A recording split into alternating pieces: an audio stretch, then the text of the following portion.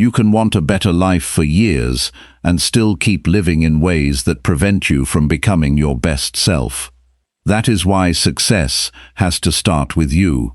It starts with noticing the choices you make when nobody is correcting you, the promise you keep delaying, the habit you know is costing you time, the easy excuse you use when life gets stressful, the people you allow to affect your thinking, the useful skill you keep saying you will learn someday. Becoming your best self does not mean becoming perfect.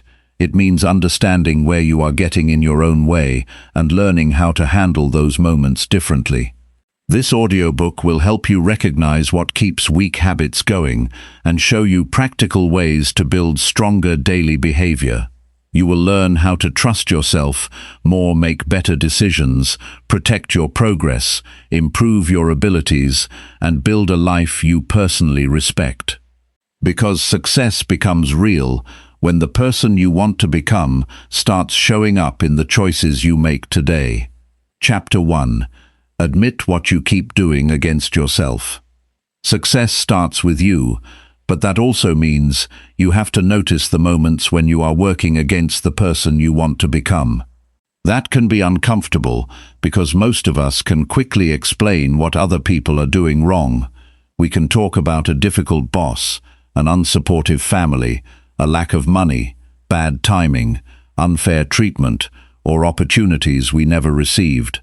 Some of those problems are completely real. But there is another question that matters just as much. What are you doing repeatedly that makes your own life harder? Maybe you already know. You stay awake much later than you planned, even though you hate how you feel the next morning. You spend money and immediately wish you had kept it. You avoid an important task for 3 days, then feel stressed when the deadline gets close. You tell yourself you are going to exercise, study, apply for a better job, start saving, or finish something important. But when the time comes, you find another reason to wait. None of these moments looks dramatic while it is happening. That is why they are easy to ignore. You do not wake up and decide to damage your future. You usually choose what feels easier right now. 5 more minutes in bed feels easier than getting up. Watching another video feels easier than beginning difficult work. Ordering something you cannot really afford feels better than sitting with the feeling that you cannot have everything you want immediately. Avoiding an uncomfortable conversation feels easier than saying what needs to be said. Then tomorrow arrives, and tomorrow has to deal with yesterday's choices.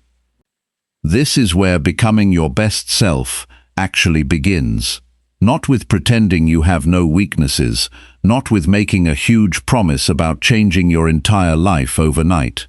It begins when you become honest enough to notice your own behavior without immediately defending it. Pay attention to the excuses that appear when you disappoint yourself. I was tired. I had a bad day. I'll start Monday. I deserve this. I didn't have enough time. I just wasn't feeling it. Sometimes those statements are reasonable. You really can be exhausted. Life can genuinely interrupt your plans. Rest is necessary. Unexpected problems happen. The issue begins when the same explanation appears every time you avoid the same responsibility. At that point, the excuse is no longer explaining one bad day, it is protecting a pattern. That pattern can continue for years because admitting it creates discomfort. If you admit that you waste 2 hours every night, then you know something needs to change. If you admit that you keep spending money to make yourself feel better, you have to face what that behavior is costing you. If you admit that you keep returning to people who treat you badly because being alone scares you, you can no longer pretend the problem is only them. Awareness creates responsibility, and responsibility asks something from you. This does not mean blaming yourself for everything that has happened in your life. You cannot control every circumstance. You cannot control another person's behavior, the economy, your past, unexpected loss, rejection, or every opportunity available to you. Personal responsibility means separating what belongs to you from what does not. You may not have caused the situation, but your next choice can still belong to you. That distinction matters. Some people spend years waiting for life to become easier before they become more serious. They tell themselves they would be disciplined if work were less stressful. They would take care of themselves if they had more time. They would save money if they earned more. They would learn something new if they felt motivated. But watch what happens when circumstances improve. If the behavior underneath has never changed, the same pattern often returns in a different form. More money can become more spending. More free time can become more wasted time. A new relationship can develop the same old problems. A new job can receive the same poor habits. A fresh start does not automatically create a different person. That is why your attention has to move from "what do I want" to "what am I repeatedly doing?" You may want success while repeatedly avoiding the work that could improve your situation. You may want confidence while constantly breaking promises to yourself. You may want peace while spending hours consuming things that leave you irritated and distracted. You may want better relationships while refusing to admit when you are wrong. Your intentions matter, but your repeated behavior shows where your life is actually going. Try something simple. At the end of your day, think about 3 moments when you knew the better choice and still did something else. Do not judge yourself. Study yourself. What happened just before the choice? Were you tired, bored, lonely, angry? Were you trying to avoid discomfort? Did someone influence you? Did you tell yourself that one time would not matter? This kind of honesty can teach you more about yourself than another promise to do better. Suppose you keep losing an hour to your phone when you should be working. Saying, "I need more discipline," gives you very little useful information. Look closer. Maybe you reach for your phone whenever the work becomes confusing. Now the problem is clearer. You are not simply addicted to wasting time. You may be using distraction to escape the uncomfortable feeling of not knowing what to do next. That gives you something practical to change. When confusion appears, instead of opening an app, write down the next small action. Read 1 page. Send 1 email. Work for 10 focused minutes. Ask someone for clarification. Make the difficult moment easier to enter without escaping it. The same principle applies elsewhere. If you buy things whenever you feel low, notice the feeling before the purchase. If you eat without being hungry when you are stressed, recognize the stress before you automatically reach for food. If you keep saying yes to things you do not want to do, notice whether you are afraid of disappointing people. If you abandon goals after 1 bad day, notice whether you secretly believe progress only counts when you do everything perfectly. Your behavior has reasons. Understanding those reasons does not excuse harmful patterns. It gives you a better chance of changing them. And when you catch yourself doing something against your own interests, avoid turning one poor choice into a personal identity. "I made a bad decision" is useful. "I am a failure" is not. One describes something you can correct. The other attacks the person who needs to make the correction. You need enough honesty to admit when you are wrong, and enough self-respect to believe you can respond differently next time. That combination is powerful, because becoming your best self is not about never making another mistake. It is about becoming quicker at recognizing what is hurting you and more willing to correct it. You notice that you wasted the morning, so you protect the afternoon instead of throwing away the whole day. You realize you spent too much this week, so you adjust the rest of the month instead of avoiding your bank balance. You recognize that you spoke badly to someone, so you apologize instead of spending hours proving why you were justified. You miss one workout, one study session, or one important task, and you return the next day instead of turning one miss into 3 weeks. That is real change in daily life.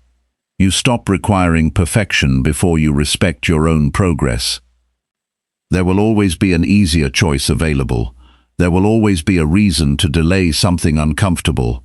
Your mind can produce convincing explanations when it wants immediate relief.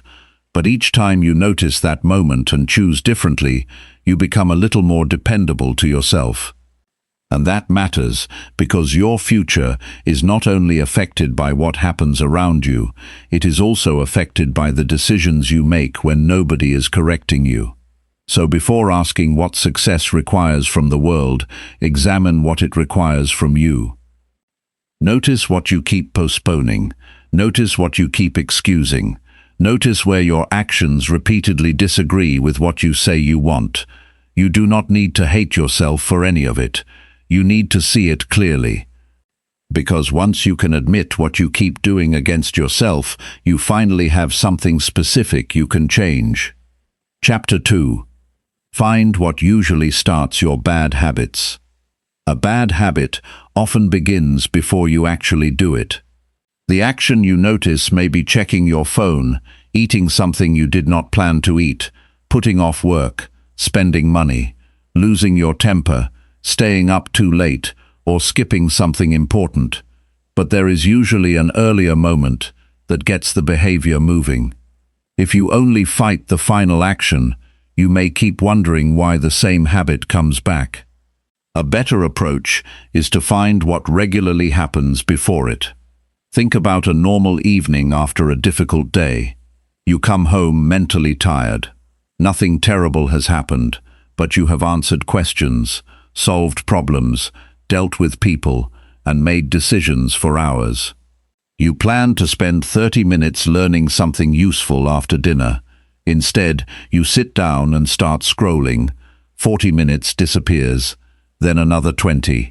By the time you look at the clock, you tell yourself it is too late to study properly, so you will do it tomorrow. It is easy to blame the phone, but the phone may not be where the habit started. The real starting point may have been mental tiredness. Your brain wanted something that required almost no effort, and scrolling was already available. That difference matters. Many habits are connected to certain times, places, feelings, people, or situations. You walk into the kitchen and automatically look for something to eat. You receive your salary and suddenly start thinking about things you want to buy. You get into bed and reach for your phone without making a conscious decision. One difficult message arrives and your mood changes for the next hour. You spend time with a particular friend and find yourself returning to behavior you had been trying to leave behind. When the same situation keeps producing the same behavior, pay attention to the situation. Your mind learns through repetition. When an action has given you relief, pleasure, comfort, attention, or escape several times, your brain begins remembering when that action is useful. Eventually, the behavior can feel automatic. You may find yourself doing it before you have seriously considered whether you want to. This is why saying, "I just need more self-control," is often too vague. You need to know what you are trying to control and when you are most likely to lose control of it. Take procrastination. 2 people can delay work for completely different reasons. One delays because the task feels boring. Another delays because the task matters so much that doing it badly would feel embarrassing. The first person may need fewer distractions and a shorter work period. The second may need permission to produce an imperfect first attempt. The behavior looks identical from the outside. The cause is different. This is where you have to become curious about your own patterns. Instead of asking only, "Why do I keep doing this?" ask more specific questions. When does it happen most often? Where am I when it happens? What am I feeling beforehand?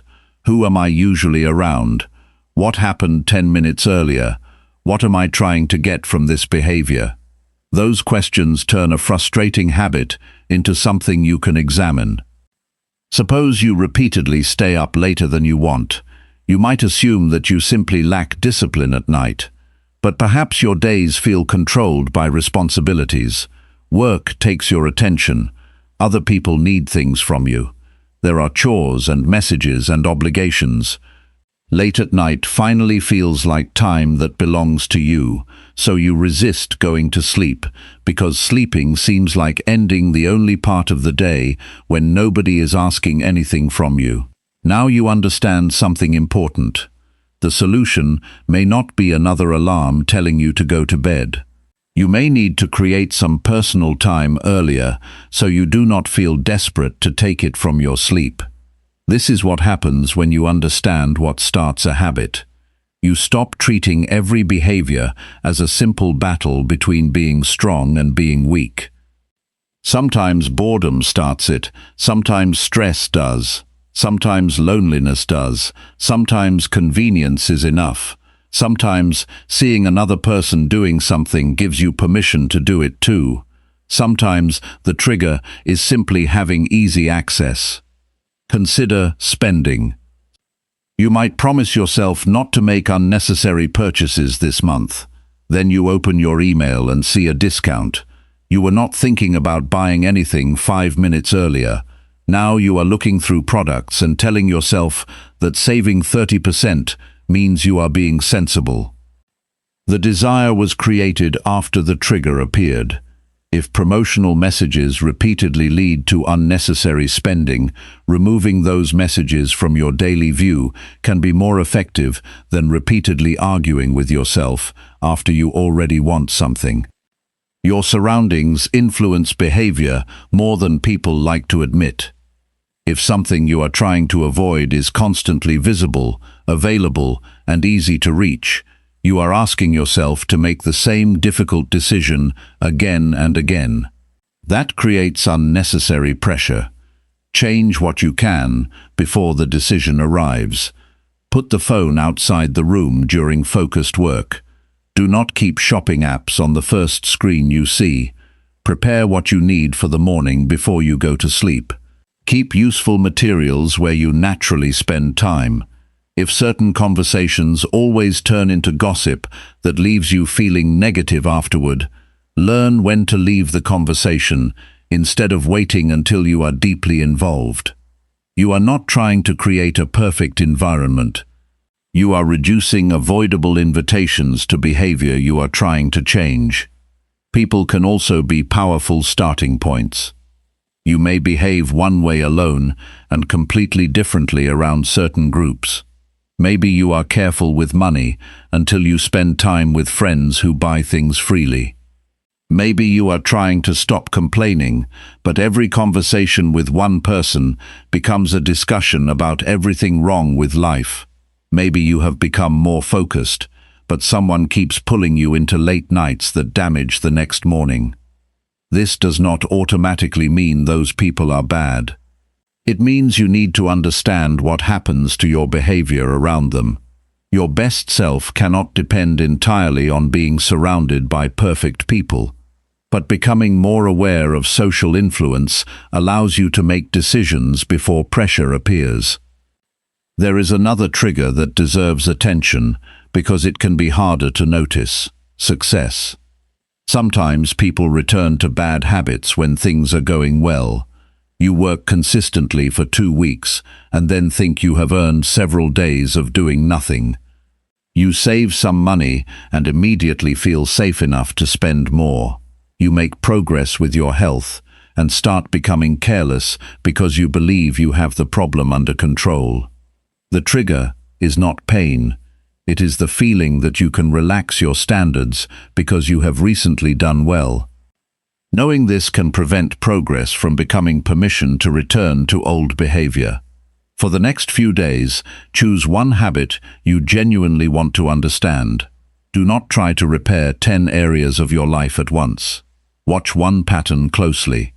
When the habit happens, record a few simple facts.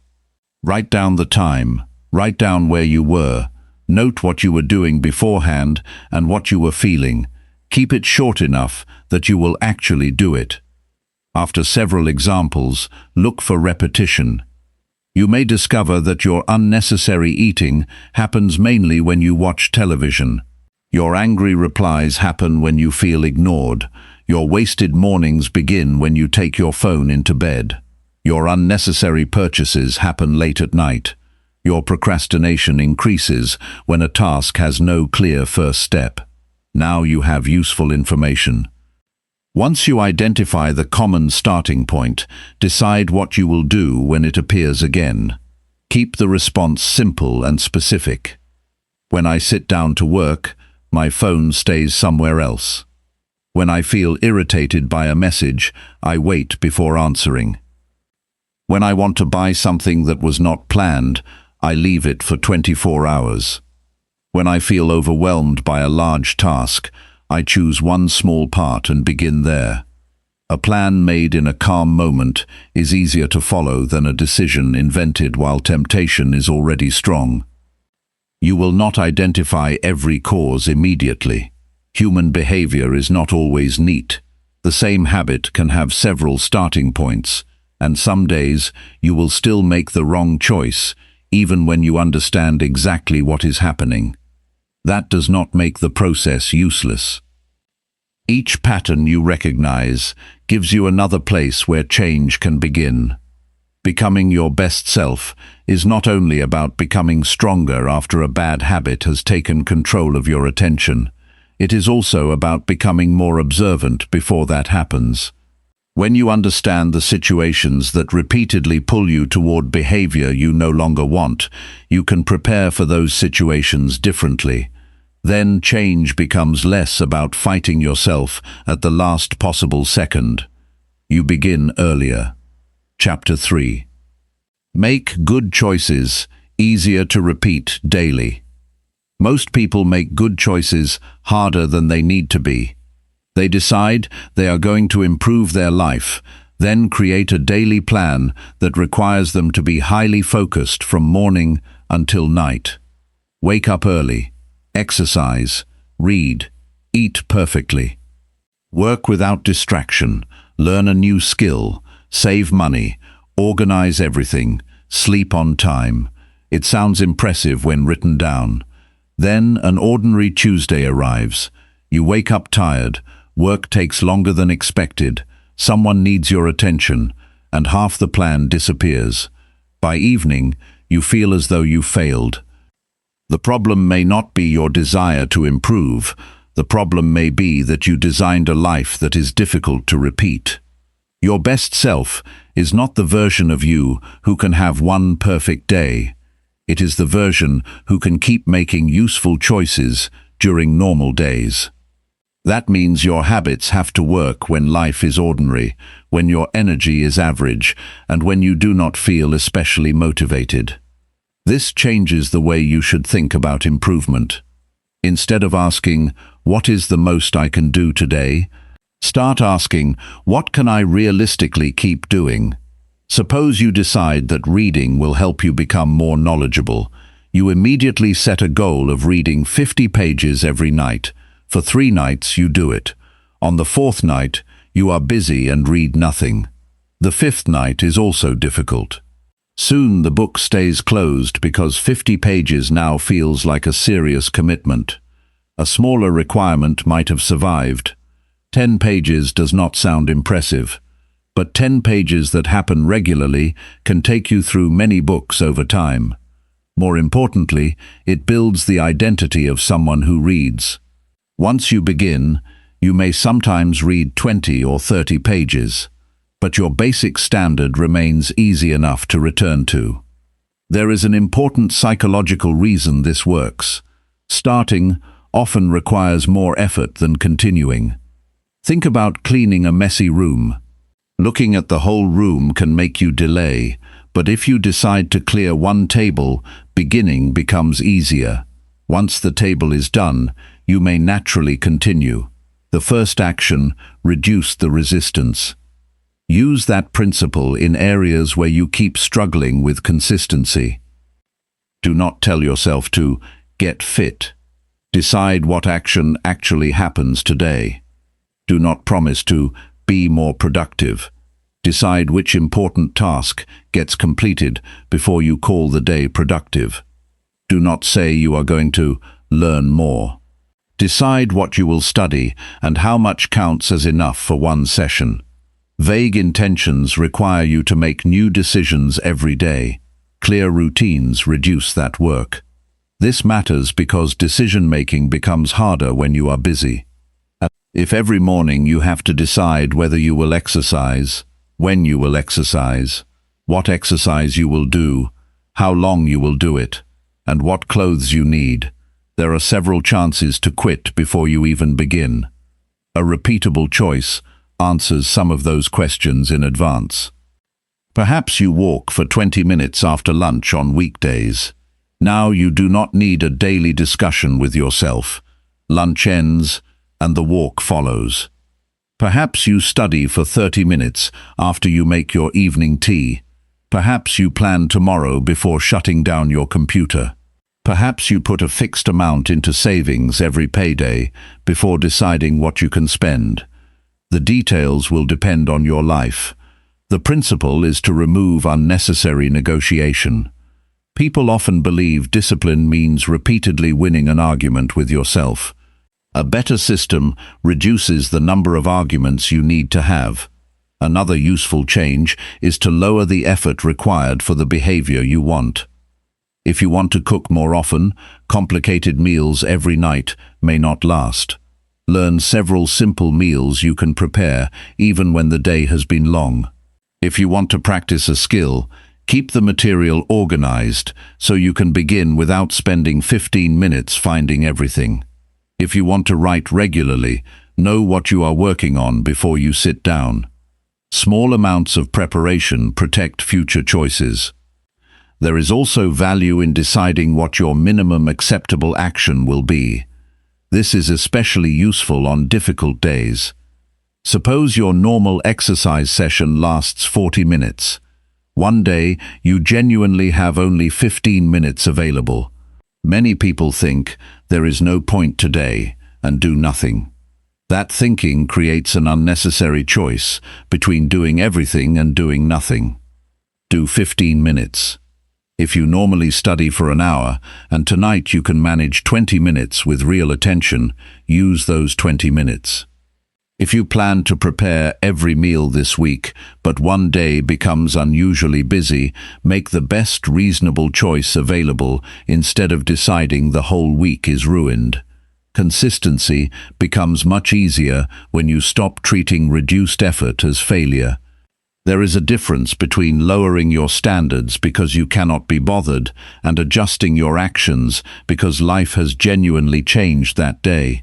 Learn to recognize that difference. Your minimum should still require something from you. It simply keeps one imperfect day from becoming the end of the routine. This matters because people often damage their progress through an all-or-nothing response. They eat differently from their plan at lunch and decide the rest of the day no longer matters. They miss 2 days of practice and feel embarrassed about returning. They spend more than expected one weekend and stop looking at their budget because they do not want to see the numbers. The original mistake is usually smaller than the reaction that follows it. A repeatable system includes a way to return. You need to know what happens after you miss. The answer can be extremely simple. Resume at the next reasonable opportunity. Not next month. Not after you feel guilty enough. Not after creating a new plan. Return. If Wednesday did not go well, Thursday does not need to become punishment for Wednesday. It only needs to become Thursday. Another reason good choices fail to repeat is that people depend too much on visible results. You practice something for a week and still feel like a beginner. You save money for a month and the amount still looks small. You improve your daily routine, but your life does not suddenly feel transformed. So your mind asks a dangerous question: is this even working? Some useful behaviors give delayed rewards. That means you need another way to recognize progress while the larger result is still developing. Measure what you can control. Did you complete the practice? Did you save the amount you planned? Did you make the call? Did you complete the lesson? Did you follow your schedule most of the week? These are not final results, but they tell you whether you are performing the behavior that can eventually create results. Keep your tracking simple. You do not need a complicated system with 20 categories. A calendar, notebook, or basic list can be enough. Mark the days you followed through. At the end of the week, look at what actually happened, instead of relying on how productive you remember feeling. This also helps you improve your routine intelligently. Maybe you planned to practice something every evening, but completed it only twice. Instead of calling yourself lazy, examine whether that time works. Perhaps mornings are more reliable. Maybe 5 days a week is unrealistic, and 4 would actually happen. Maybe the session is too long. Adjust the system without abandoning the goal. That is very different from constantly changing goals because you become bored. The goal can remain stable while the method improves. And be careful about adding new habits too quickly. When people become excited about personal growth, they sometimes try to rebuild every area of life at once. That excitement feels productive, but it can create too many new responsibilities. When the excitement fades, everything collapses together. Give a useful behavior enough time to become familiar before adding more. You are building a life you can actually live, not creating a temporary performance of self-improvement. The strongest routines can sometimes look almost boring from the outside. You do the work at roughly the same time. You repeat basic actions. You prepare what you need. You make small adjustments. You return quickly after interruptions. There may be no dramatic moment, but something important begins changing inside you. You stop wondering every morning whether you are going to take yourself seriously today. Certain useful choices become normal parts of how you live. That is where becoming your best self starts becoming practical. You do not need to prove that you can be exceptional for 24 hours. You need good choices that still make sense next week, next month, and during the ordinary days nobody sees. Make the action clear. Make the starting point simple. Decide what counts on difficult days. Track what you actually do. Return quickly when you miss. Success becomes more dependable when doing what is good for you no longer requires starting your life over every morning. Chapter 4. Stop using stress as permission to quit. Stress has a way of changing the rules you normally expect yourself to follow. On a calm day, you know what matters. You want to take care of yourself, finish important work, control your spending, speak carefully, and keep moving towards something better. Then pressure builds. Something goes wrong at work. A family problem appears. An unexpected expense arrives. You receive news you did not want. Suddenly you begin giving yourself permission to drop responsibilities that have nothing to do with the original problem.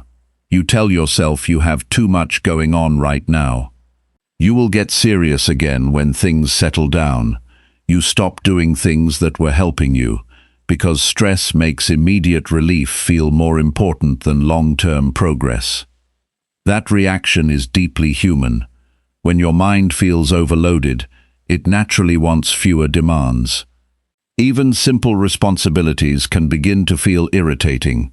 You may want silence, sleep, entertainment, comfort, or distance from everyone. There is nothing wrong with needing recovery. The problem begins when recovery quietly turns into withdrawal from your own life. A difficult week becomes a month of neglect. One stressful event becomes the reason you stop caring about everything else. You may have experienced this without realizing what was happening. Perhaps you were working toward an important qualification when another part of life became difficult. At first, you skipped studying because you genuinely needed time to deal with the problem. Then several days passed. Opening your study material started reminding you how far behind you were. That created more pressure, so you avoided it again. Eventually, the original stress was no longer the only problem. Now you also had unfinished work, lost progress, and disappointment in yourself. Stress can multiply when it convinces you to abandon the things that keep your life stable. This is why becoming your best self cannot depend on having a peaceful life. Nobody gets that guarantee. There will be periods when several problems arrive close together. There will be days when you are disappointed, worried, frustrated, or mentally tired. If every difficult period automatically cancels your personal standards, you will spend too much of your life beginning again. The answer is not to pretend stress does not affect you. It does. When you are under serious pressure, your concentration may be weaker. Your patience may be shorter. You may need more rest. You may have less time available because a real problem requires attention. Expecting yourself to perform exactly as you would during an easy week can be unreasonable. But there is a large difference between adjusting and quitting. Adjustment says, my situation has changed, so I need to decide what still matters and what can temporarily wait. Quitting says, everything is difficult, so nothing matters right now. That second response can feel comforting because it removes expectations immediately, but the relief is usually short. Responsibilities do not disappear simply because you stop looking at them. Consider what happens when financial stress enters someone's life.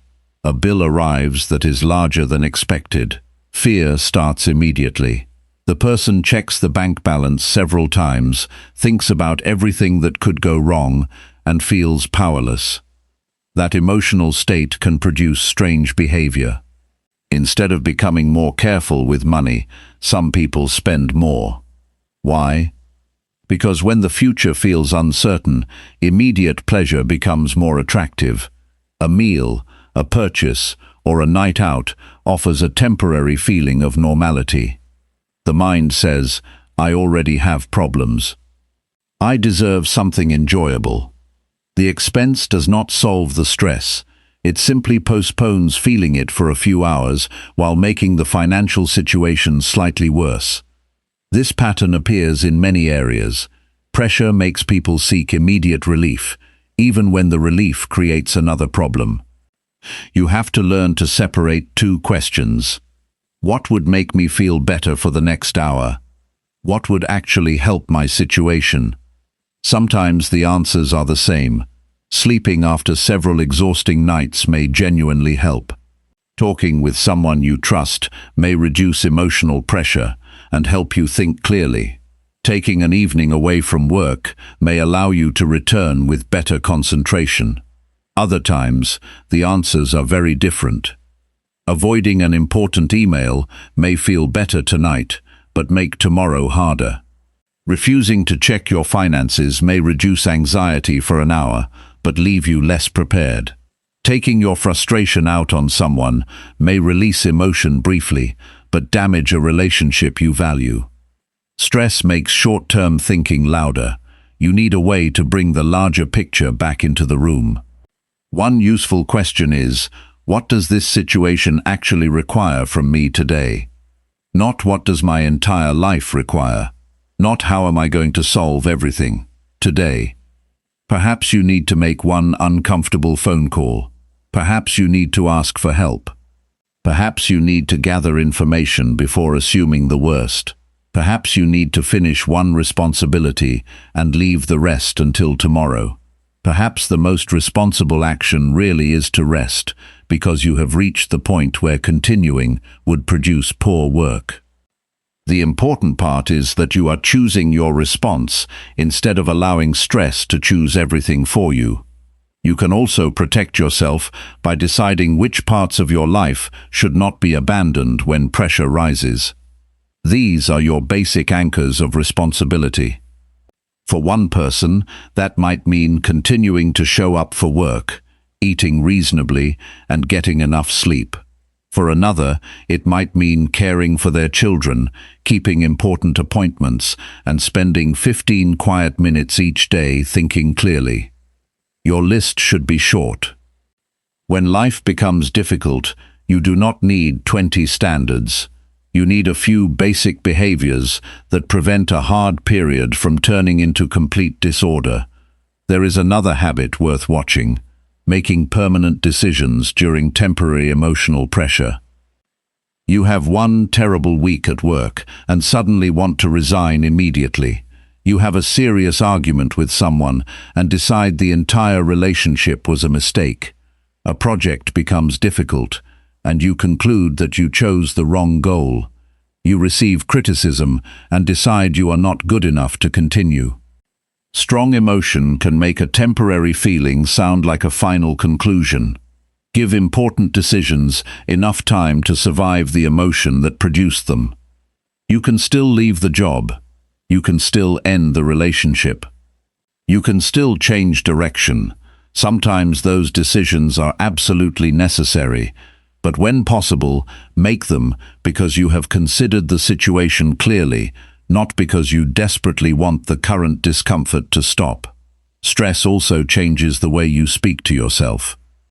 A problem in one area can suddenly become a judgment about your entire life. You make a mistake at work and think, "I cannot do anything right."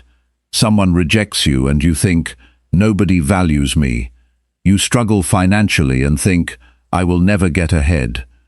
Notice how quickly one event becomes a statement about everything. Keep the problem the size it actually is. A mistake is a mistake. A rejection is a rejection. A difficult month is a difficult month. Deal with what happened without adding conclusions that the facts do not support. This keeps your energy available for action instead of spending it on attacking yourself. And when you are going through something genuinely difficult, allow yourself to be human without becoming careless with yourself. You can be upset and still make a sensible decision. You can be tired and still speak respectfully. You can be worried and still deal with the next responsibility. You can have a bad day without turning it into permission to damage tomorrow. That is a different kind of strength from forcing yourself to feel positive. You do not need to feel positive about everything. You need to remain able to act with some degree of judgment while your emotions are unsettled. The person you are becoming is shaped during these periods more than you may realize. Easy days show what you can do when conditions cooperate. Stressful days reveal which values remain important when following them becomes inconvenient. That does not mean you must perform perfectly under pressure. It means you learn not to abandon yourself simply because life has become uncomfortable. Handle the problem that is actually in front of you. Reduce expectations where reality requires it. Keep a few important standards alive. Delay major decisions when emotion is making them for you. Choose relief that helps, rather than relief that creates another problem. Stress deserves attention. It does not deserve control of every decision you make. Your best self is not someone who never feels overwhelmed.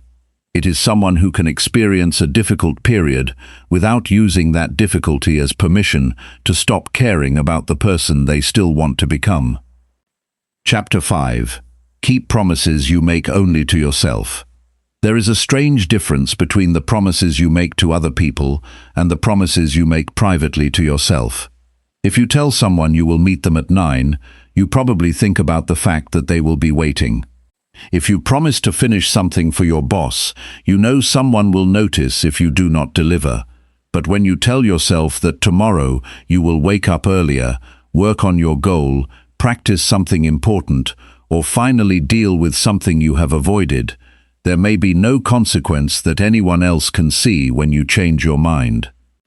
That privacy makes self-promises easy to break. You can move the deadline. You can create a new reason. You can say tomorrow instead of today. Nobody sends you a message asking why you did not show up. Nobody looks disappointed. Life continues, and for a moment, it seems as though nothing happened. But something did happen. You taught yourself how seriously your own words should be taken. Think about how this develops over time. On Sunday evening, you decide that this week will be different. You write down several things you want to do. Monday comes and you postpone one. Tuesday gets busy, so another disappears. By Thursday, you are barely thinking about the plan. Then the following Sunday arrives and you create another one. After enough weeks like this, something changes psychologically. The next time you tell yourself, "I'm going to do this," part of you does not fully believe it. You have heard that promise before. This is one reason people sometimes struggle with confidence, even when they know they are capable. Confidence is not only about speaking boldly or feeling good about yourself. There is a quieter kind of confidence that comes from knowing you can depend on your own decisions. You say you will do something, and your mind has evidence that your words usually lead to action.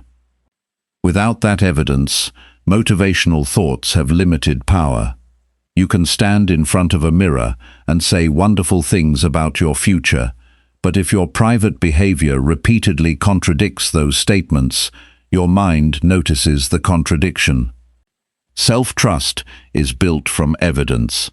This does not mean you should become harsh with yourself or treat every small change of plan as a personal failure. Plans sometimes need to change. New information appears.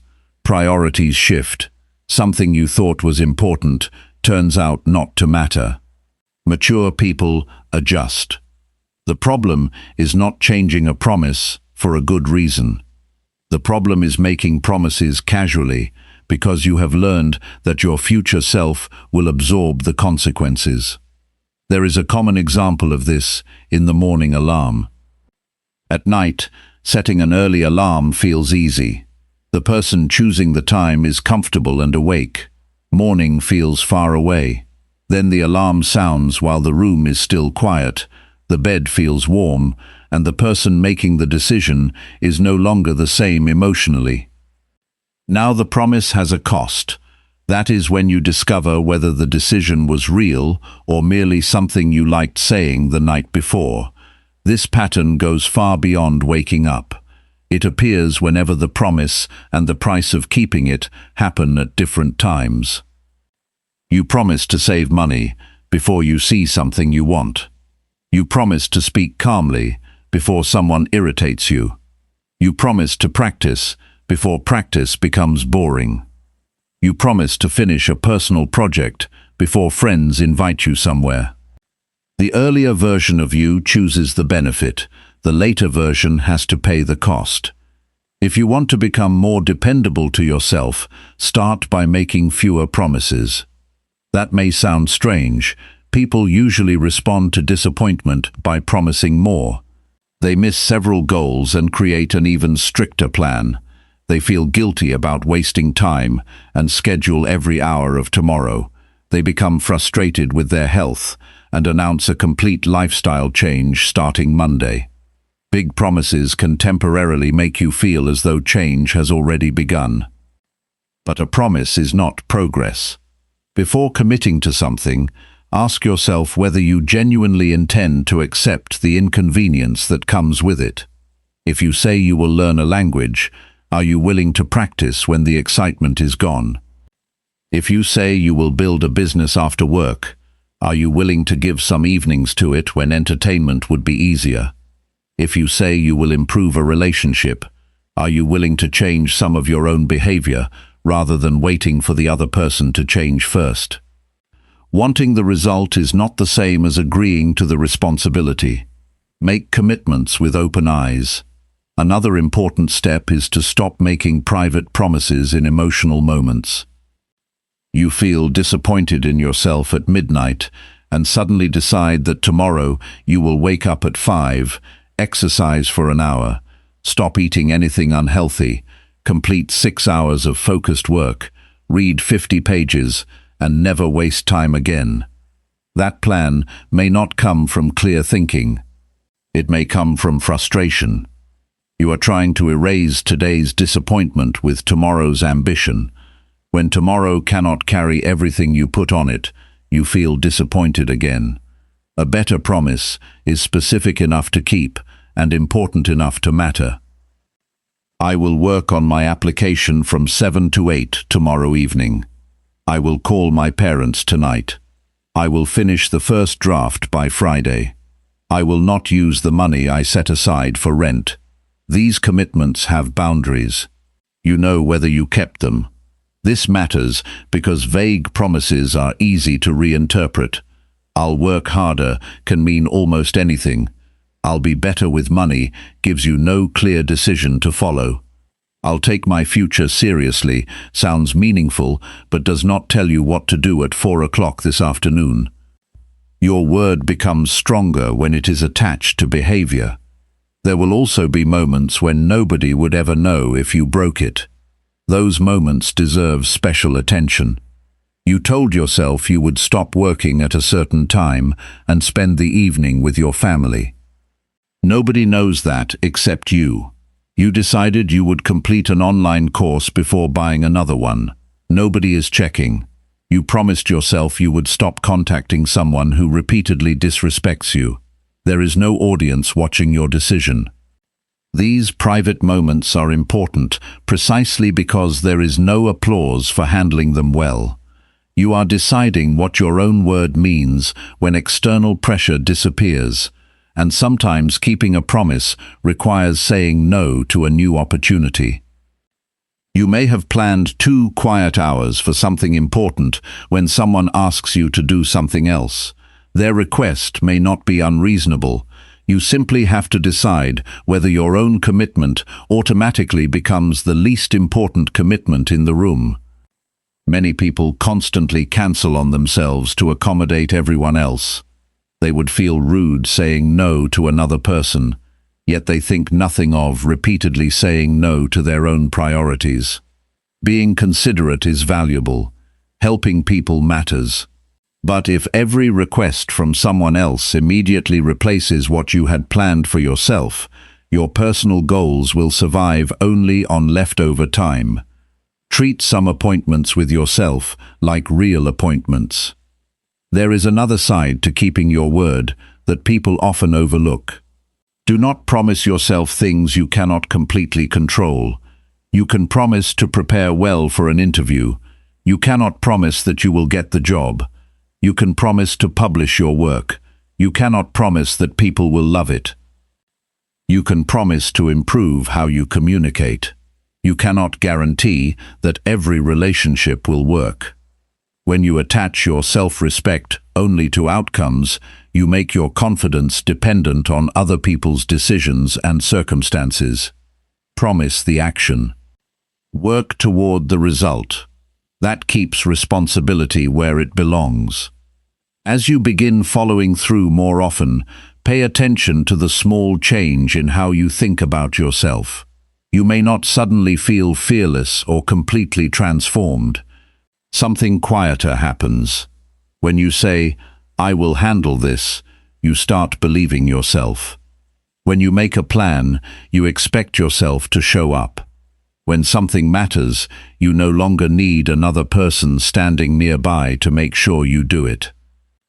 That kind of self-trust changes the way you approach bigger goals because you are no longer building them on words alone. And when you do break a promise to yourself, do not hide from it. Ask why it happened. Was the commitment unrealistic? Did you agree to something you never truly intended to do? Did you allow another priority to replace it too easily? Was the promise unclear? Then correct the way you make commitments. The goal is not to create a record of perfect behavior. The goal is to make your own word increasingly reliable. Success starts with you because there are parts of your future nobody else can supervise.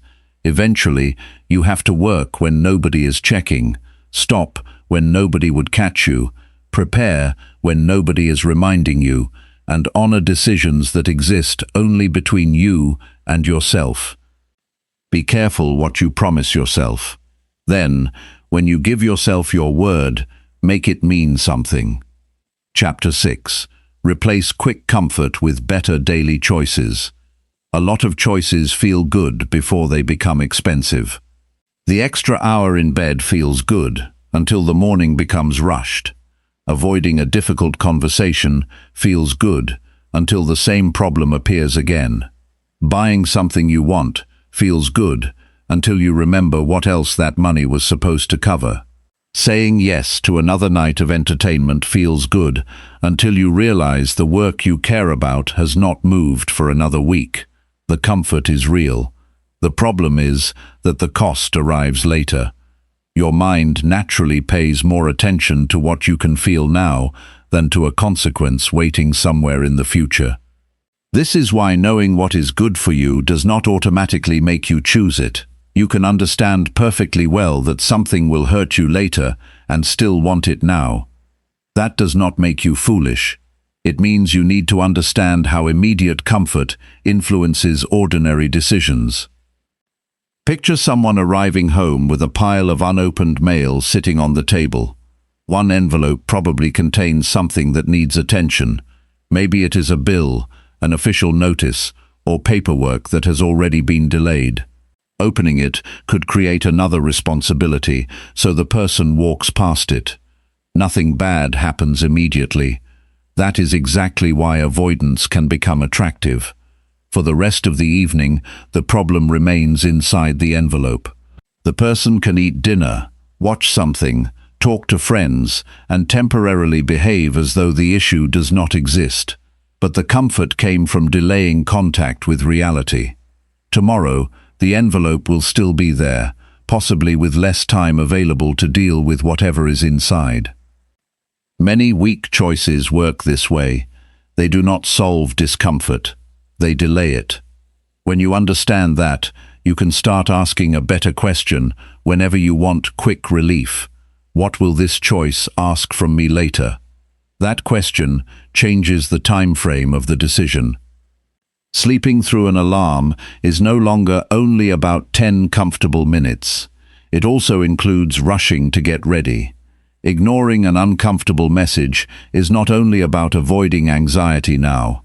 It includes having that unanswered message in your mind tomorrow. Putting off a medical appointment, repair, application, payment, or necessary conversation may reduce discomfort today while increasing uncertainty later. Your future self eventually receives the unfinished business your present self avoids. But replacing quick comfort does not mean choosing the hardest possible option every time. Personal growth is not a competition to see how uncomfortable you can make your life. Healthy comfort has a place. You need rest. You need enjoyable moments. You need time when you are not producing, improving, solving, or achieving anything. The important difference is what the comfort does to you afterward. Some forms of comfort restore you. Others leave you with another problem. A quiet evening after a demanding week may leave you rested. 3 hours of avoiding something urgent may leave you more anxious. Spending time with someone you care about may improve your mood. Staying in a situation you know is unhealthy simply because change feels frightening may keep you stuck. Do not judge comfort only by how it feels while you are doing it. Look at how you feel afterward. That is often where the difference becomes obvious. There are choices that leave you calmer, clearer, stronger, or genuinely rested. Then there are choices that leave you saying, "Why did I do that again?" Pay attention to that sentence. It usually means the pleasure belonged to the moment, while the regret belonged to you. One practical way to change this pattern is to create a short delay between wanting something and doing it. You do not have to say no immediately. Just stop making every desire an instruction. Suppose you are trying to become more careful with your spending, and you see something online that you suddenly want. Your first thought may be, "I can afford that." But affordability is only one question. Wait before buying it. Come back tomorrow. During that delay, the emotional pull often becomes weaker. You can ask whether you genuinely need the item, whether you already own something similar, and what else the money could do. You are giving your thinking time to catch up with your wanting. The same pause can help with words. Someone says something that annoys you. Your immediate comfort may come from replying sharply. For several seconds, saying exactly what you feel seems satisfying. But the sentence you enjoy for 5 seconds can create a conversation you regret for 5 days. A pause gives you another option. You can still address the issue. You do not need to become passive or pretend you were not bothered. You simply choose words based on what you want the conversation to accomplish, rather than what would feel satisfying in the hottest moment. Another useful skill is learning to tolerate small amounts of discomfort without immediately fixing the feeling. This is more important than it sounds. You feel bored, and you do not immediately need entertainment. You feel uncertain, and you do not immediately need reassurance from someone. You feel awkward, and you do not immediately need to escape the room. You want something, and you do not immediately need to own it. You feel disappointed, and you do not immediately need something pleasant to cover the feeling. An emotion can exist without becoming a command. At first, this can feel uncomfortable because you are used to responding quickly, but give the feeling a little time. Many urges rise, stay for a while, and then weaken if you do not feed them immediately. During that space, choose something that improves the situation rather than simply changing your mood. If you are bored while working, finish a defined piece before taking a break. If you feel nervous about making a phone call, write down what you need to say and make the call. If you want reassurance about something you cannot control, spend a few minutes deciding whether there is an action available. If there is, take it. If there is not, recognize that worrying harder will not create control. This is where better daily choices become practical. You are not trying to eliminate every desire for comfort. You are becoming more selective about how you respond to it. It also helps to notice how often you use the word deserve. I worked hard today, so I deserve this. I've had a difficult week, so I deserve to forget everything. I've been good with money lately, so I deserve to spend. Sometimes you absolutely do deserve enjoyment. But be careful when the language of reward becomes permission to damage something you have been trying to improve. A reward should not regularly undo the behavior it is supposed to celebrate. Find forms of enjoyment that do not create regret afterward. This is especially important when you are trying to become your best self, because improvement can make life feel overly serious if you approach it badly. You should not spend every day denying yourself everything enjoyable in the name of discipline. That usually creates resentment. Build pleasure into your life deliberately. Enjoy your meal instead of feeling guilty about it. Take a day away from work when you need one. Watch something you like. Spend time with people who make you laugh. Buy something you genuinely value when it fits your finances. The difference is that these choices are made consciously rather than used to escape every uncomfortable feeling. A useful test is to think about tomorrow morning. Will tomorrow's version of you be glad you made this choice? Not impressed. Not transformed, simply glad. Will you be glad you went to bed when your body needed sleep? Will you be glad you stopped spending when you reached your limit? Will you be glad you completed the difficult conversation instead of carrying it for another week? Will you be glad you gave yourself proper rest instead of forcing yourself through exhaustion? That question brings tomorrow close enough to influence today. Over time, something changes. You begin discovering that the better choice can produce its own kind of satisfaction. Finishing what you were tempted to avoid feels good. Leaving money untouched for something important feels good. Staying calm during a tense moment feels good. Going home at the time you planned can feel better than another night you did not really need. These rewards are quieter than immediate pleasure, but they last longer because they do not arrive with regret attached. Becoming your best self does not require you to remove comfort from your life. It requires you to stop automatically choosing comfort that creates a harder life afterward. Pause before obeying the urge. Consider the later cost. Learn which comforts restore you and which ones merely help you avoid something. Then choose in a way that allows both the person you are today and the person waking up tomorrow to live with the decision. Chapter 7. Spend less time with people who drain you. Pay attention to how you feel after certain conversations, not while they are happening, because you may be laughing, agreeing, listening politely, or trying to keep everything peaceful. Notice what happens afterward. Some conversations leave you feeling normal or even better than before. Others leave you irritated, doubtful, mentally tired, guilty, or strangely negative about a life you felt fine about an hour earlier. That reaction deserves your attention. There are people who can take a simple conversation and turn it into an hour of complaints. Something is always wrong. Someone is always stupid. Someone else is always responsible. Their workplace is terrible. Their family is impossible. Their neighbors are annoying. Every successful person was lucky. Every attempt to improve something is pointless. You may begin the conversation feeling focused on your own life and leave it thinking about problems that were not even yours. Spend enough time around the same attitudes and they can start feeling normal.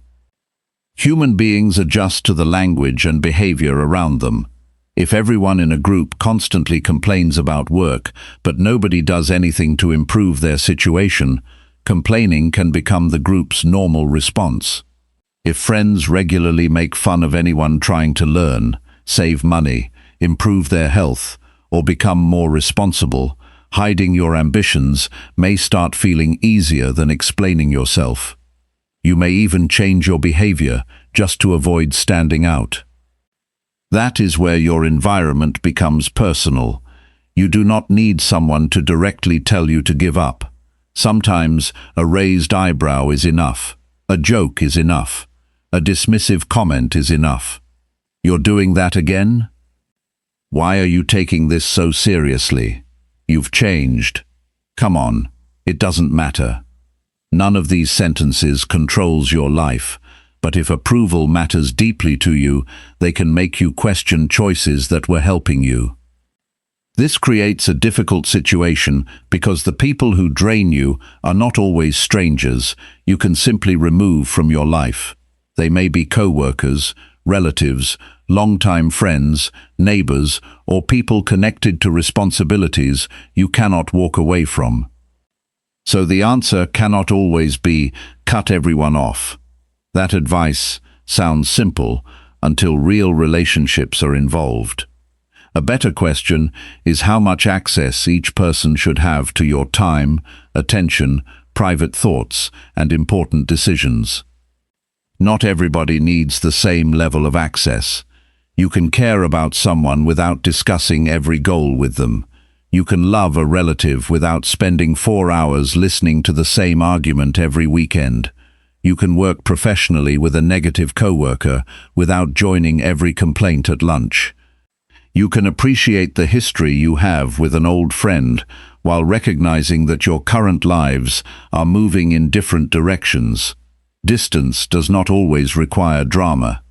Sometimes it simply means less time, shorter calls, fewer visits, different subjects, declining invitations occasionally, not replying immediately every time someone wants your attention, leaving a conversation when it becomes disrespectful instead of remaining there because you feel obligated to be polite. These are ordinary boundaries, but they can be difficult for people who have spent years making themselves constantly available. You may worry that someone will think you are selfish. That fear can keep you in draining situations far longer than necessary. Ask yourself something uncomfortable. How often do you sacrifice your peace to prevent another person from experiencing 5 minutes of disappointment? Someone asks for your time when you already have plans. You want to say no, but you picture their reaction. So you say yes, and spend the next several hours wishing you had not. Someone calls and begins the same exhausting conversation. You want to end it, but you worry they will take it personally. So you stay on the phone while becoming increasingly frustrated.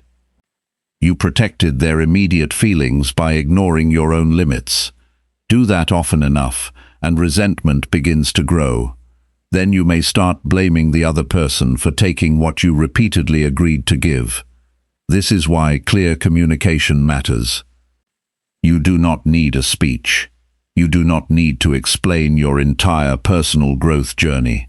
Simple sentences are often enough. I can't stay long today. I'm not getting involved in that. I'd rather not discuss them when they aren't here. I already have something planned tonight. I need to finish what I'm working on. Notice that these statements do not attack anyone. You are not saying, "You are toxic and you are ruining my life." You are describing what you will or will not do. That difference can save relationships while still protecting your time. There is another kind of draining relationship that is harder to recognize because it feels like support. Some people want to discuss your problems endlessly but show little interest in seeing you solve them. They will spend hours talking about how badly someone treated you. They will repeat every unfair detail. They will help you stay angry. But if you begin considering what you can change, the conversation somehow returns to the problem. Be careful with relationships built mainly around shared frustration. Feeling understood is valuable. Everyone needs people who can listen during difficult periods. But support should eventually help you return to your life. If every meeting requires reopening the same wound, the relationship may be keeping both people emotionally stuck. Good company does not mean everyone around you must be positive all the time. That would be unrealistic. Healthy people complain sometimes. They have difficult seasons. They can be upset, discouraged, confused, and unpleasant on bad days. You should not abandon people the moment they struggle. Look for patterns rather than isolated moments. Does the person take responsibility eventually? Can they hear another point of view? Do they respect your boundaries? Can they be happy when something goes well for you? Can you disagree without being punished for it? Can they admit when they were wrong? Do you feel free to grow around them, or do you constantly make yourself smaller to keep the relationship comfortable? Those questions tell you more than whether someone is cheerful. Sometimes the person draining you may actually care about you. A parent may discourage a career change because they are afraid you will struggle. A friend may question your plans because they remember your previous failures. A partner may resist a new routine because it changes how much time you spend together. Their concern can be sincere while still being unhelpful. You can listen without automatically obeying. Ask whether their advice is based on useful knowledge or mainly on their own fear.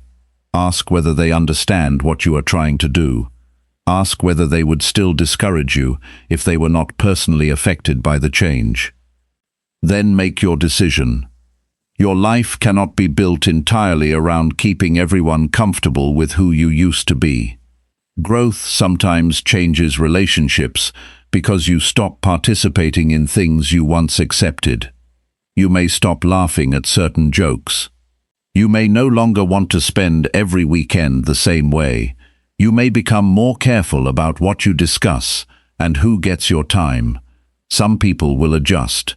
Others will complain that you have changed. They may be correct. Changing is part of the point. But there is another responsibility here.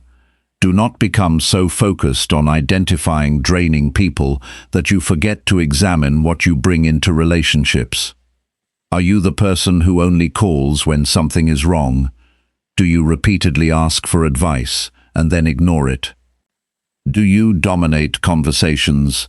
Do you make other people's good news about yourself?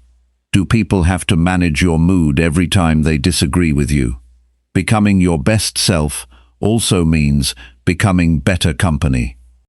You cannot demand respectful relationships while refusing to become a respectful person. Choose relationships where responsibility works in both directions. You listen, and you are listened to. You support, and you can receive support. You can tell the truth without trying to humiliate each other.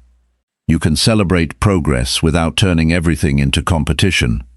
Those relationships may not always feel easy, but they do not constantly leave you depleted. And when you cannot choose the people around you, choose how deeply you participate. A difficult coworker does not need access to your personal life. A negative relative does not need to know every plan you are considering. A person who constantly creates conflict does not deserve an immediate response every time they want one. Your attention is part of your life. Where you repeatedly place it matters. Spend less time in conversations that make you dislike people, doubt everything, abandon your priorities, or carry unnecessary anger home with you. Use some of that time differently. Spend it with people who can talk about more than other people's mistakes. Spend it alone when being alone is healthier than forcing company. Spend it learning, working, resting, thinking, or being fully present with people who respect the direction you are trying to take. Success starts with you, but you do not develop in complete isolation. The people around you influence what feels acceptable, what feels possible, and what behavior becomes normal. Choose that influence carefully. You do not have to hate anyone. You do not have to announce your distance. You simply have to stop giving unlimited access to people who repeatedly leave you with less energy for the life you are trying to build. Chapter 8. Practice skills that make you more capable. There comes a point when wanting a better life is not enough. You may have a good attitude. You may be responsible. You may care deeply about your future. But when an opportunity appears and asks, "Can you actually do this?" your desire cannot answer for you. Your ability has to answer. This is where personal growth becomes practical. Becoming your best self is not only about changing how you think or removing weak habits. It is also about becoming more capable than you were before.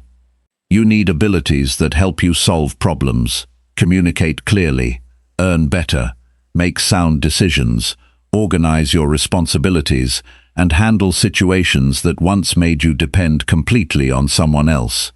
Think about the last time you watched someone do something well that you struggle with. Maybe they explained an idea clearly in a meeting. They handled a difficult customer without becoming nervous. They repaired something you would not know how to touch. They created a professional presentation in an hour. They negotiated a better deal. They managed money carefully. They spoke another language confidently. It can be tempting to think they're just good at that. That sentence hides all the hours you did not see. Most useful skills look natural after someone has practiced them long enough. You see the finished ability. You do not see the early attempts, awkward mistakes, repeated corrections, or time spent learning basic things. This matters because people often use their current ability as evidence of what they are capable of becoming. I'm bad with numbers. I'm not good at speaking. I don't understand technology. I'm terrible at writing.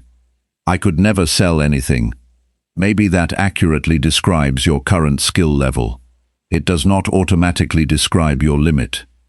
There is a big difference between saying, "I cannot do this yet," and deciding, "This is simply not who I am." The first statement leaves room for training. The second closes the subject. Being a beginner can feel uncomfortable, especially as an adult. Children are expected to struggle while learning. Adults often expect themselves to look competent immediately. You can become so worried about appearing inexperienced that you avoid experiences that would make you experienced. You attend a meeting and have a question, but you stay silent because everyone else seems to understand. You want to learn a new program, but the first screen looks confusing, so you ask someone else to do the task. You want to speak more confidently, but because you feel awkward practicing, you continue avoiding situations where you would improve. Avoiding embarrassment protects your image for a moment, while keeping your ability exactly where it is. You have to become willing to be visibly average at something before you can become good at it. That does not mean learning everything. One of the biggest mistakes in self-development is collecting information without deciding what ability actually matters. You watch videos about 10 subjects, buy courses you barely open, save articles you never return to, and feel busy because you are surrounded by educational material. Information can create the feeling of progress without producing much ability. Choose a skill because it solves a real problem in your life. Ask yourself where you repeatedly feel limited. Maybe you have good ideas but struggle to explain them. Communication may be worth developing. Maybe you work hard but have few career options because your technical knowledge has not changed in years. A job-related skill may deserve attention. Maybe you earn reasonably well but never understand where your money goes. Basic financial skills may improve your life more than another motivational book. Maybe you avoid leadership opportunities because organizing people makes you uncomfortable. Learning how to delegate, give feedback, and handle disagreement could expand what you can take responsibility for. The best skill to practice is not always the most exciting one. It is often the one that removes an important limitation. Once you choose it, stop trying to learn the whole subject at once. Break the skill into smaller abilities. If you want to become a better communicator, communication is too large to practice directly. You might work on explaining an idea in fewer words, then listening without interrupting, then asking better questions, then speaking calmly when you disagree. If you want to become better with money, begin with reading your own numbers correctly. Know what comes in, know what goes out.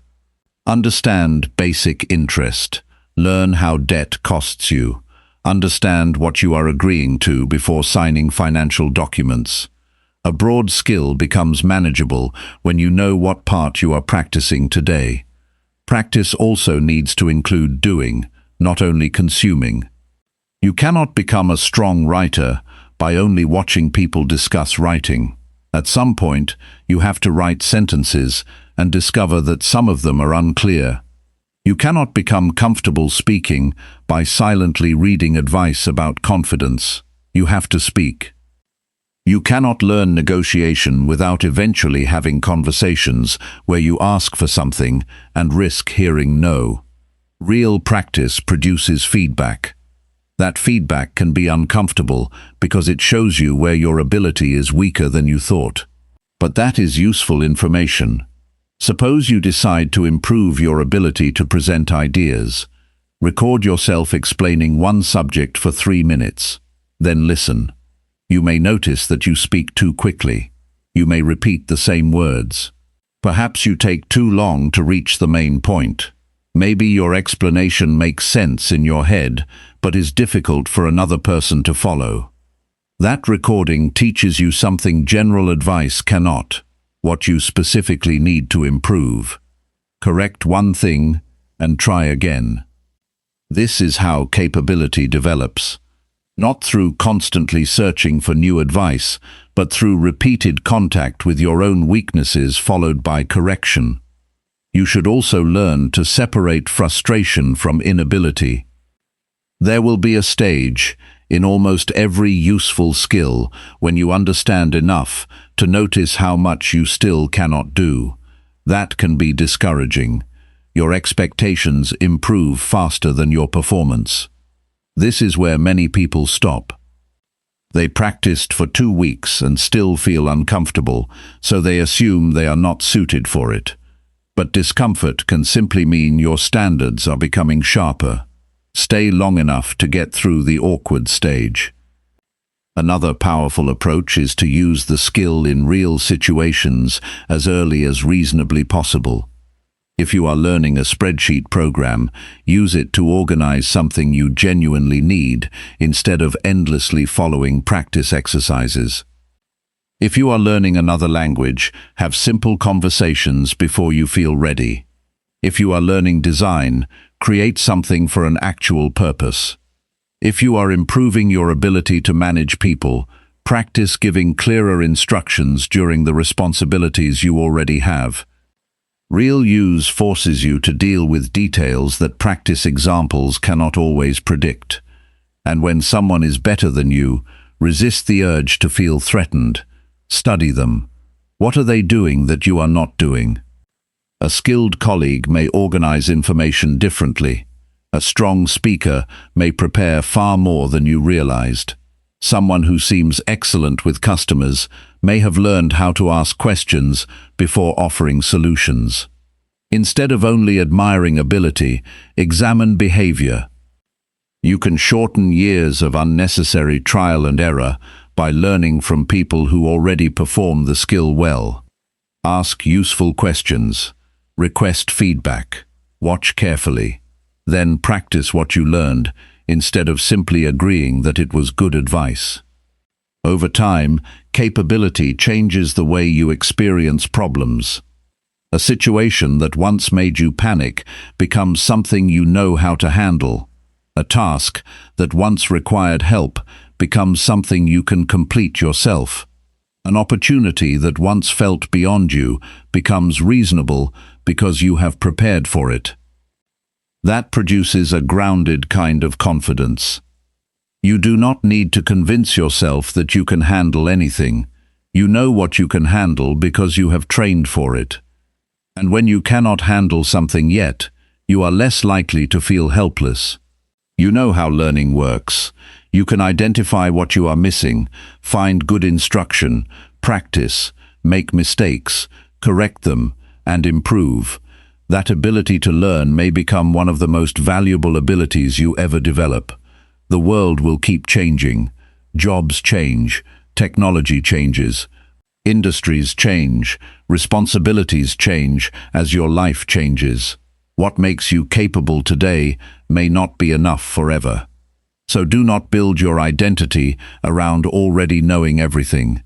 Build it around being willing to learn what your next level of responsibility requires. Choose one skill that would genuinely improve your life. Break it into smaller parts. Practice one part repeatedly. Put it into real use. Get feedback. Correct what is weak. Continue until something that once felt difficult becomes something you can reliably do. Your best self is not simply a more motivated version of who you are today. It is a more capable one, and every useful skill you patiently build gives that future version of you more options than you have right now. Chapter 9. Review your day and correct yourself early. A small mistake is easiest to fix while it is still small. The problem is that many people do not notice what they are becoming until a pattern has been repeated for months. They notice the bank account after the spending has gone too far. They notice the relationship after communication has become cold. They notice their work after missed details have damaged their reputation. They notice how much time disappeared only when an important goal is still sitting exactly where they left it.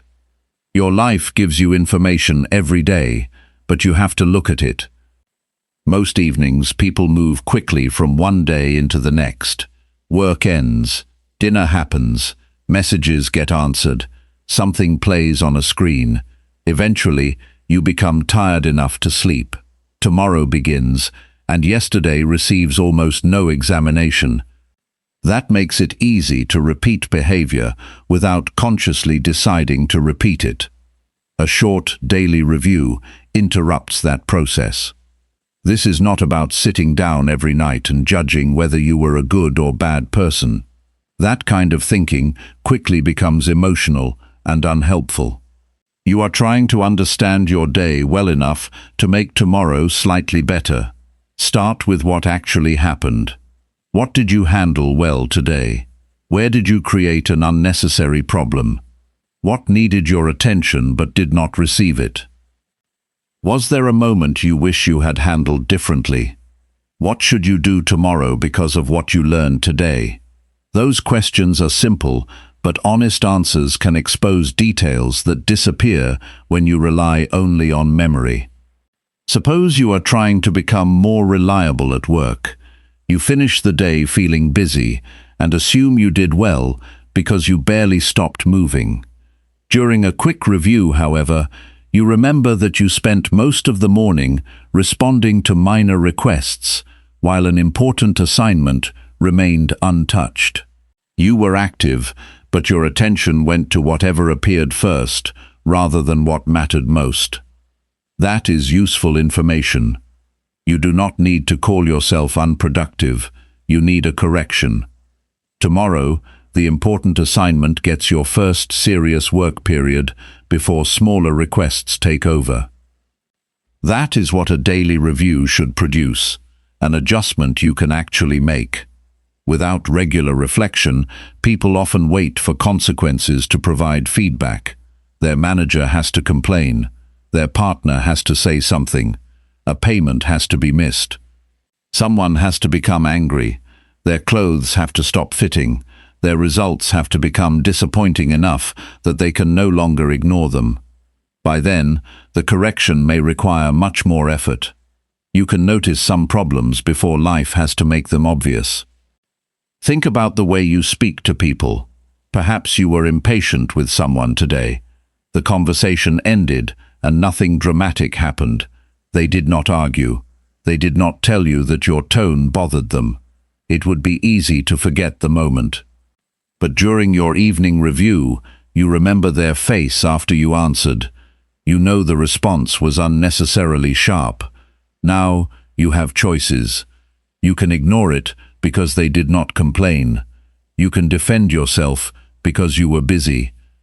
Or you can decide that this is not how you want to communicate and correct it while the moment is still recent.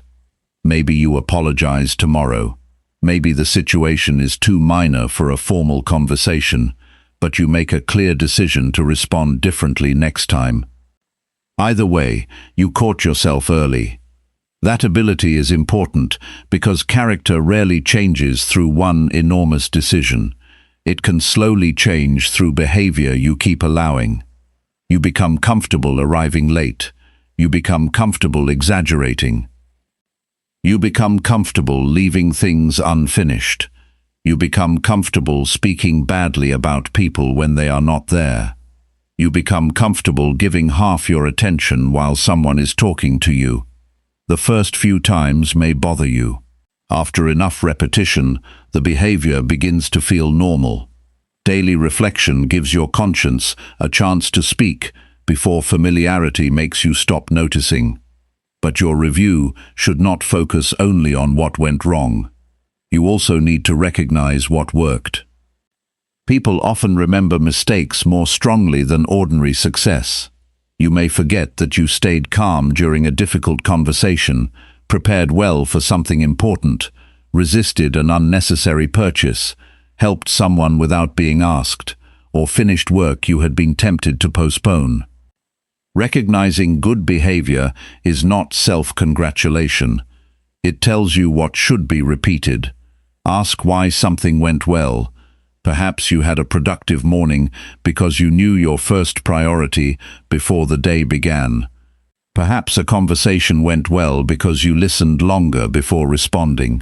Perhaps you handled a difficult responsibility calmly because you prepared the necessary information beforehand. Keep what works. You do not have to redesign your life every time you learn something. Sometimes improvement means noticing a good decision and doing it again. There is also a difference between reviewing yourself and replaying everything you regret. Be careful not to turn reflection into hours of mental punishment. You said something awkward, you made a poor decision, you missed an opportunity. Review it once with purpose. What happened? What was your part in it? Can anything still be repaired? What will you do differently? Once those questions have useful answers, continuing to attack yourself adds nothing. Regret is only valuable when it improves a future decision. Some people think being hard on themselves proves that they care. They make a mistake and spend the entire evening calling themselves foolish. But feeling terrible is not the same as learning. You can feel guilty for 3 hours and still repeat the behavior tomorrow. Correction requires specificity. I need to be better is not specific. I interrupted 3 times during that conversation, and tomorrow I will make myself listen until the person finishes is specific. I wasted today is not useful. I agreed to too many small tasks and ignored the one deadline that mattered gives you something to change. My finances are terrible is overwhelming. I made 2 purchases this week without checking whether they fit my budget, identifies behavior. Clear observations lead to clear corrections. You may find it useful to write your review instead of keeping everything in your head. It does not need to become a long journal entry. 5 minutes can be enough. Write one thing you handled well. Write one thing that needs correction. Write one action for tomorrow. That small record gives you something else that memory cannot always provide: evidence over time. After several weeks, you can look back and see recurring issues. Maybe you keep writing that you were tired because you stayed awake too late. Maybe you repeatedly mention agreeing to responsibilities you did not have time for. Maybe you keep avoiding the same difficult conversation. Maybe your best days consistently begin when you prepare the night before. Patterns become harder to deny when they appear repeatedly in your own words. This is where reviewing your day becomes more than a productivity exercise. It becomes a way of understanding yourself honestly. You begin seeing the difference between what you believe you do and what you actually do. That can be uncomfortable. You may think you are patient until you notice how often you become irritated over small delays. You may think family is your highest priority until you notice how often they receive your leftover attention. You may believe you care about learning until you realize weeks pass without serious study. Do not use these discoveries to shame yourself. Use them to bring your behavior closer to what you say matters. Your values become meaningful when they show up in ordinary decisions. There will also be days when the review is simple. Today went reasonably well. Nothing needs major correction. Allow that. Personal growth does not require finding a new flaw every evening. You are not searching for reasons to be dissatisfied with yourself. You are maintaining awareness. Some days require correction. Some days require recognition. Some days reveal nothing more than the need to keep going. And once you identify something that needs changing, correct it as soon as reasonably possible. If you owe someone an apology, do not wait 3 months. If you notice an unnecessary expense, adjust before making 5 more. If you realize you misunderstood an instruction, ask for clarification before completing the wrong work. If you have neglected an important person, contact them while the distance is still small. Early correction protects you from the pride that develops when you have defended a mistake for too long. The longer you continue doing something, the harder it can become to admit that it needs changing. You begin protecting the behavior because changing now would mean acknowledging that you should have changed earlier. Do not worry about that. You are allowed to become wiser than you were yesterday. You are allowed to say, "I handled that badly." You are allowed to change your opinion after receiving better information. You are allowed to correct your direction without pretending you were right all along. That is not weakness.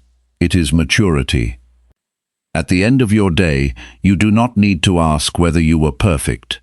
That question has no practical value. Ask whether you were paying attention. Look at the choices you made. Keep what helped. Correct what did not. Repair what can still be repaired. Carry one useful lesson into tomorrow.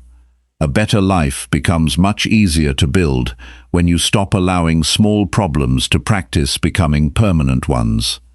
Review yourself while yesterday is still fresh. Then give tomorrow the benefit of what you learned. Chapter 10. Build a life you personally feel proud of. At some point, you have to decide what a good life means when nobody else gets to answer for you. Not your friends, not your relatives, not people online, not the person who seems more successful than you. You can spend years meeting standards you never consciously chose and still reach a place that does not feel like your own. This happens more easily than people realize. You see someone your age earning more, buying a home, getting married, traveling, building a business, receiving recognition, or reaching a position you once wanted. Suddenly, your own life feels smaller. Nothing about your situation changed in the last 5 minutes, but comparison changed the way you see it. Now you feel behind. That feeling can push you toward goals you never seriously wanted. You may chase a higher-paying position even though you dislike the work and do not want the lifestyle that comes with it. You may buy things mainly because they make you appear successful. You may stay in a career because leaving would require explaining yourself to people who were proud when you entered it. You may fill your schedule because being busy looks important, even though you have almost no time for the people and activities you actually care about. You can become very successful at building a life that impresses people you barely know. Then you have to live in it. Becoming your best self requires a more personal definition of success. You need to know what would make you respect the way you are living, even if nobody applauded it. That answer may be different from what you expected 10 years ago.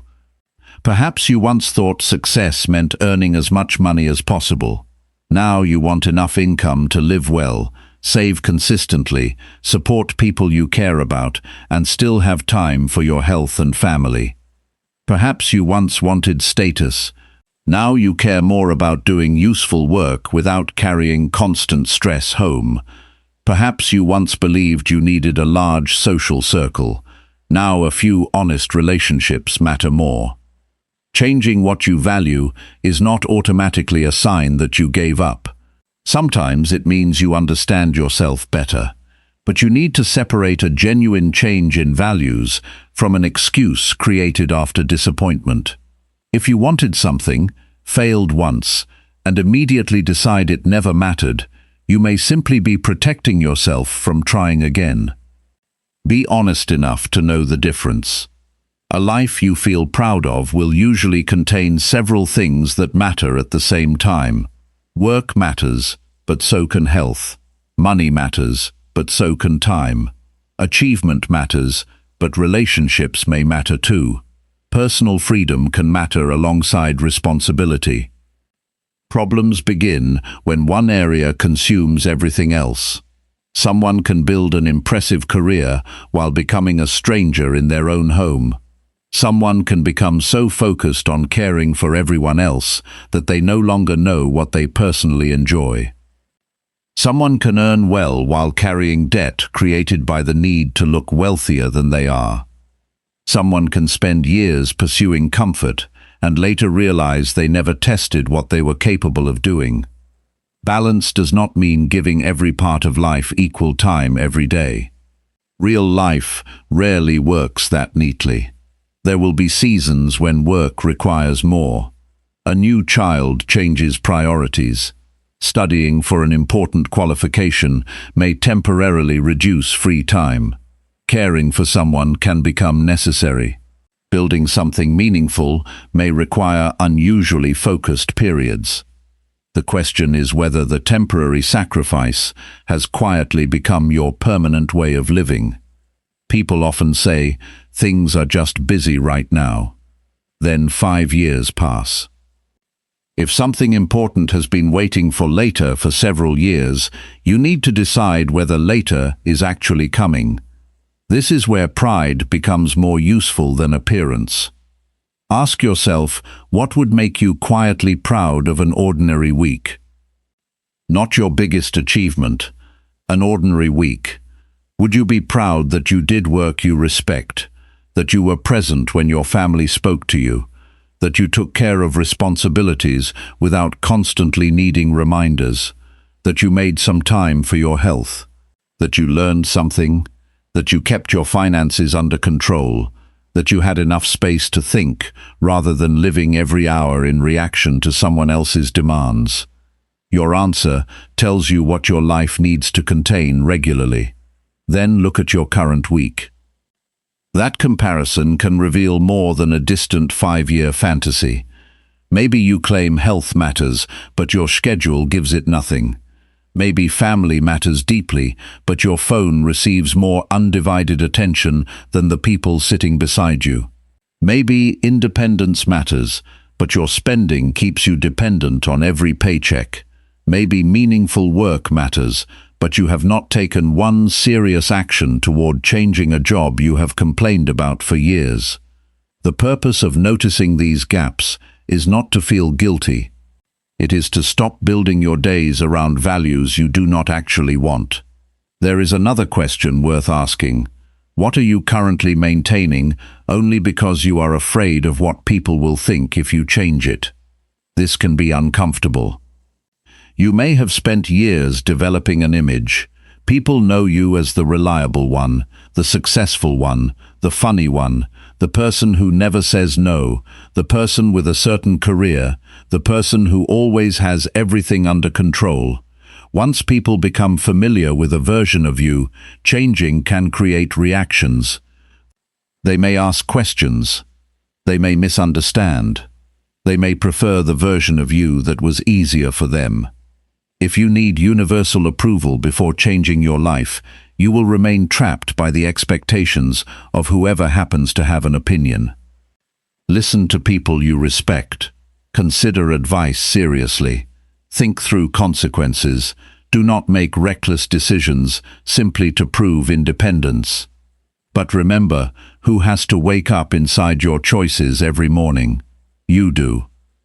That responsibility should influence the final decision. A life you respect also requires knowing what enough means.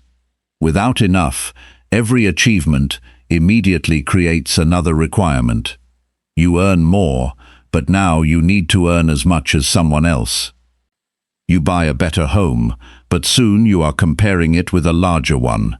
You reach a professional goal and enjoy it for 2 days before deciding the next title will finally make you feel successful. Ambition can improve your life, but endless comparison can make every achievement feel temporary. Learn to appreciate progress without losing your desire to grow. You can want more without treating what you already have as worthless. You can be grateful for your current position while preparing for another one. You can celebrate an achievement without deciding you have finished developing. Those ideas can exist together. Pride also comes from how you obtain what you want. A result can look impressive, while the process behind it leaves you unable to respect yourself. If you succeed by lying, using people, ignoring every relationship, pretending to know what you do not know, or becoming someone you dislike, the achievement may not feel the way you expected. Ask not only, what do I want to achieve? Ask, who am I willing to become while achieving it? That question protects something more valuable than reputation. It protects your relationship with yourself. There may also be parts of a good life that never look impressive from the outside. Paying your bills on time is not exciting. Being dependable in a relationship rarely receives public recognition. Raising children with patience can involve thousands of small actions nobody remembers. Doing honest work when shortcuts are available may never bring applause. Living below your means does not produce impressive photographs. Taking care of an aging parent may slow down other goals. Keeping your life simple can look unambitious to someone who values constant expansion. But you are not required to build a life that photographs well. You are responsible for building one you can respect when the room is quiet. So decide what matters enough to protect. Write it down if necessary. Choose a few areas that define a good life for you. Be specific.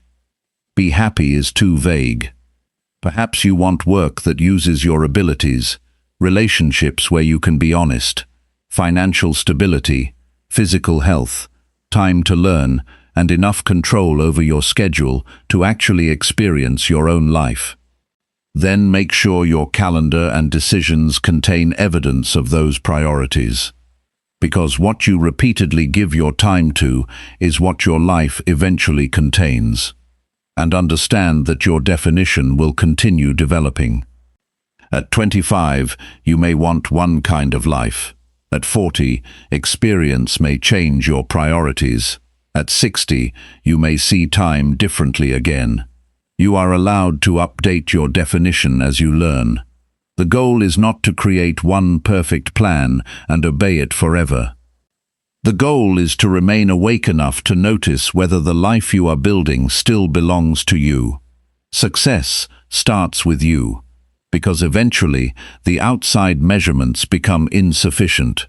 Money can tell you what you earn, not whether you respect how you spend your days. A job title can tell people what you do, not whether the work still means something to you.